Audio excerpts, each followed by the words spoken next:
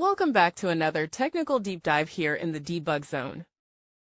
Today we're tackling a big question and breaking it down with insights from other users. Hopefully this clears up some misconceptions and helps you get the answer you need. So buckle up, stay a little curious, and let's jump right in.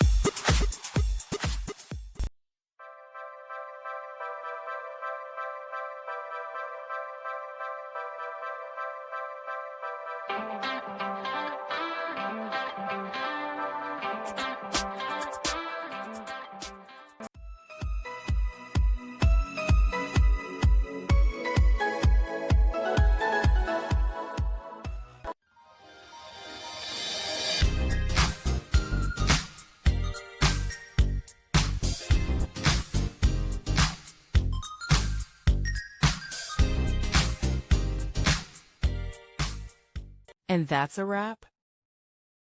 I hope you found the answer you were looking for. If you did, take a second to hit that subscribe button. It really helps out. And let me know in the comments which solution worked best for you. See you next time in the Debug Zone.